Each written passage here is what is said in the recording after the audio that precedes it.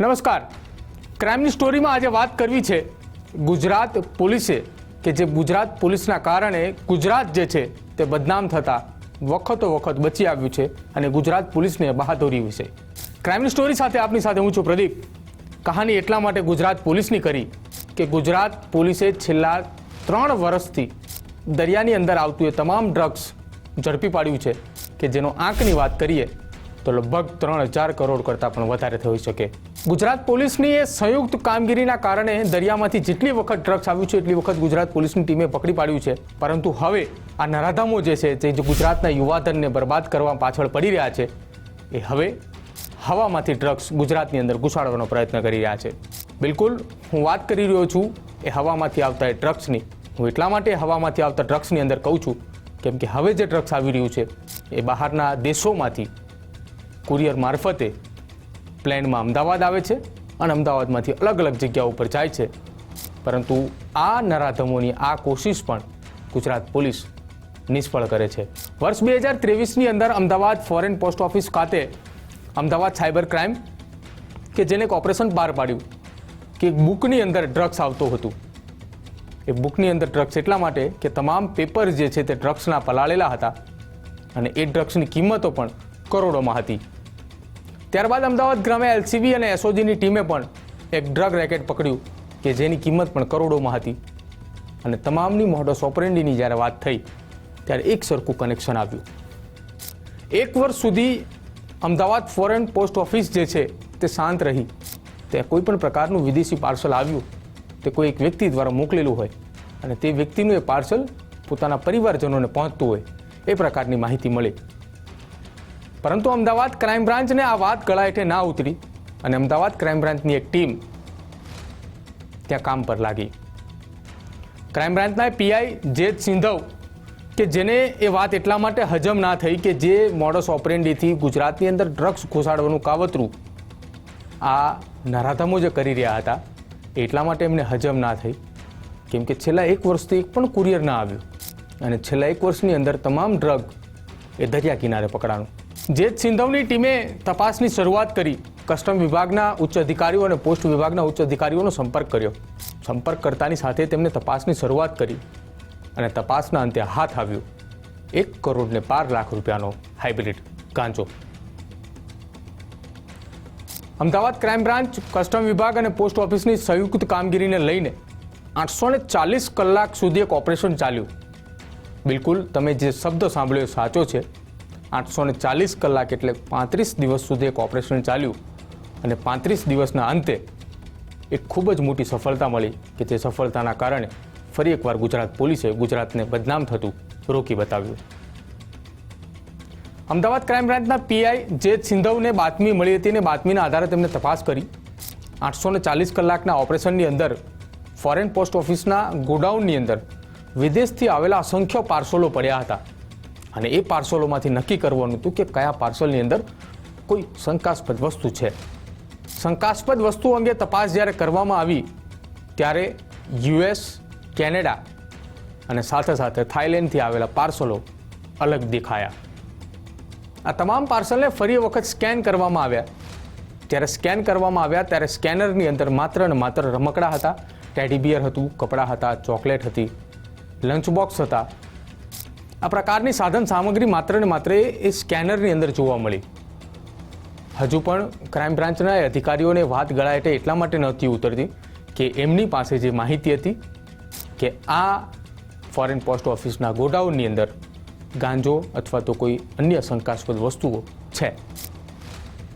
Crime બ્રાન્ચના અધિકારીએ હજુ પણ તપાસની શરૂઆત ચાલુ જ રાખી.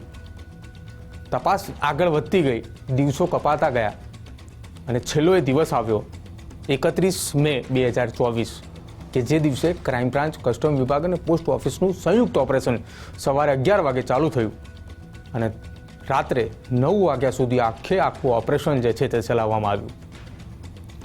આ તમામ ઓપરેશનની વચ્ચે જે સંયુક્ત એજન્સીઓ હતી તેના ઉચ્ચ અધિકારીઓ પણ ત્યાં હાજર હતા. લગભગ 35 જેટલા કર્મચારીઓની હાજરીની અંદર આખું ઓપરેશન ચલાવવામાં આવ્યું. ઓપરેશન જ્યારથી શરૂઆત થઈ ત્યારથી અત્યાર સુધી કસ્ટમ વિભાગ અને ફોરેન પોસ્ટ ઓફિસની ટીમે 14 જેટલા પાર્સલ અલગ કાઢીને મૂક્યા હતા. શંકાના આધારે 14 પાર્સલને ખોલવામાં આવ્યા. જ્યારે તે પાર્સલ ખોલ્યા ત્યારે તમામ પાર્સલનું વિડીયો રેકોર્ડિંગ પણ કરવામાં આવ્યું અને એક બાદ એક પાર્સલની અંદરથી હાઇબ્રિડ ગાંજો મળી આવ્યો. એ ગાંજાની માર્કેટ કિંમતની જ્યારે વાત કરવામાં આવી ત્યારે 1 ગ્રામની એ ગાંજાની કિંમત 3000 થી 3500ની આસપાસ આવી. આરોપીની એ મોડસ ઓપરેન્ડી હતી કે કોઈ પણ વસ્તુની અંદર એ કોઈ ગાંજો મૂકી દેવામાં આવે કે જેથી જ્યારે વસ્તુ સ્કેન કરવામાં આવે ત્યારે માત્ર ને માત્ર વસ્તુનો આકાર જે છે તે સ્કેનરની અંદર આવે. ટેડી બિયરની અંદર ગાંજો છુપાવવામાં આવ્યો. જ્યારે ટેડી બિયર સ્કેન થતું હતું ત્યારે માત્ર એ ટેડી બિયરનો આકાર દેખાયો. એક બાદ એક પાર્સલ ખોલવામાં આવ્યા અને પાર્સલ ખોલતાની સાથે તમામ પાર્સલની અંદર જે 14 પાર્સલ સાઈડમાં રાખવામાં આવ્યા હતા એમાંથી ગાંજો મળી આવ્યો અને ગાંજાનું વજન પણ કરવામાં આવ્યું. ત્યારે વજન સામે આવ્યું 3 કિલો અને 754 ગ્રામ. તમામ જે પેકેટ ખુલતા હતા તેની એન્ટ્રી પણ કરવામાં આવતી હતી કે કયા કન્ટ્રીમાંથી કયું પાર્સલ જે છે તે આવ્યું છે. જેની અંદર યુએસથી કુલ 11 પાર્સલ, કેનેડામાંથી 2 અને 1 પાર્સલ થાઇલેન્ડથી આવ્યું હતું. અમદાવાદ ક્રાઇમ બ્રાન્ચે તાત્કાલિક ધોરણે અલગ અલગ 6 થી 7 ટીમો બનાવી અને આ જેટલા પાર્સલ આવ્યા હતા એ પાર્સલનું રિસીવિંગ એડ્રેસ જે જગ્યા ઉપર હતું ગુજરાતની અંદર એ તમામ જગ્યા ઉપર તપાસ ચાલુ કરી.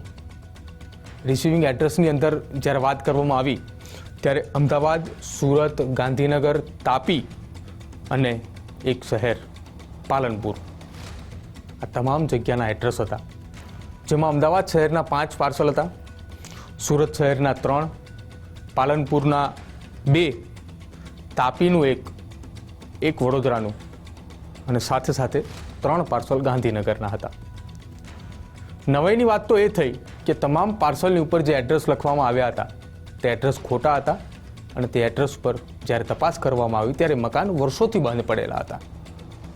સાથે જ્યારે તે નંબર ઉપર ફોન કરવામાં આવ્યો ત્યારે નંબર પણ ખોટા હતા અને અમુક પાર્સલ ઉપર લખેલા નંબર એ વર્ચ્યુઅલ હતા કે જે તો કોઈ વ્યક્તિના ન હતા. હવે ક્રાઇમ બ્રાન્ચ ફરી તપાસની અંદર જ્યાં હતી ત્યાંને ત્યાં પાછી આવી કે હવે આ તપાસની અંદર આગળ શું કરશું, કેમ કે તમામ રિસીવરના એડ્રેસ ખોટા હતા, નંબર ખોટા હતા અને જે નંબર હતા એ વર્ચ્યુઅલ નંબર હતા. એટલે કોઈ માણસ સુધી પહોંચવું હોય તો સીધી રીતે તો ના જ પહોંચી શકાય. ઓપરેશન થયું એના બીજા દિવસે સુરત એસઓજીની ટીમે LSD નામનું 42 લાખ રૂપિયાનું એક ડ્રગ પકડ્યું અને હવે કનેક્શનની શરૂઆત થાય છે અમદાવાદ અને સુરતની. સુરત ખાતે જે LSD ડ્રગ પકડાયું તેમાંનું એક એડ્રેસ જે છે તે સુરતની કૃષ્ણકુંજ સોસાયટીનું સામે આવ્યું કે જ્યાં રહેનારો પાર્થ મંદિરવાલા કે જે હજુ પણ સુરતની એક કેસમાં વોન્ટેડ છે. અને જ્યારે અમદાવાદ ખાતેથી પોસ્ટ ઓફિસની અંદરથી જે પાર્સલ મળી આવ્યા તેમાંનું થાઇલેન્ડનું એક પાર્સલ હતું કે જેની ઉપર સુરતનું એડ્રેસ હતું અને એ જ કૃષ્ણકુંજ સોસાયટીનું હતું કે જે સુરત ખાતેથી મળી આવેલા LSD ડ્રગ સાથેના કનેક્શનમાં હતું. અમદાવાદ ક્રાઇમ બ્રાન્ચ અને સુરત એસઓજીની સંયુક્ત ટીમની એક કામગીરી હાથ ધરવામાં આવી અને પાર્થ મંદિરવાલા જે છે તેને વોન્ટેડ જાહેર કરીને તેને પકડી પાડવા માટેની તપાસ જે છે તે આગળ વધારી. મહત્વની વાત આ કેસની અંદર એ પણ સામે આવી કે ગુજરાત પોલીસની જે છે નજર તે હવે કોઈ આરોપીથી હટી નહીં શકે. અત્યાર સુધી આરોપીઓ દરિયાના માર્ગ પર ડ્રગ મોકલતા હતા, પરંતુ તેમાં પણ ગુજરાત ATSની ટીમ જે છે તે આગળ રહી અને તમામ ડ્રગ પકડ્યું. પરંતુ જ્યારે એ ડ્રગ્સ ગુજરાતની અંદર આવી ચૂક્યું હોય છે ત્યારે ગુજરાત પોલીસની બહાદુરી સામે આવે છે કે તમામ ડ્રગ્સ પકડી પાડે છે. હાલ તો અમદાવાદ ક્રાઇમ બ્રાન્ચની ટીમ અને જે સિંધવ કે જે PIને આ આખી માહિતી મળી હતી કે જેને આખું ઓપરેશન પાર પાડ્યું એ ટીમ અત્યારે સુરત પોલીસની સાથે સંપર્કમાં છે. પાર્થ મંદિરવાલા જે વોન્ટેડ જાહેર કરવામાં આવ્યો છે તેની તપાસ શરૂ કરવામાં આવી છે. સાથે જ આ જેટલા પાર્સલ જે દેશમાંથી આવ્યા હતા એ દેશના અધિકારીઓ અને દેશની એજન્સીઓની સંપર્ક જે છે તે સાધવાની પ્રયત્ન કરી રહ્યા છીએ કે આ પાર્સલ જે છે તે કોને મોકલ્યા હતા અને ક્યારે મોકલ્યા હતા. ક્રાઇમની આવી જ કહાની જોવા માટે આપ જોતા રહો ગુજરાત ફર્સ્ટ. મને રજા આપશો. નમસ્કાર.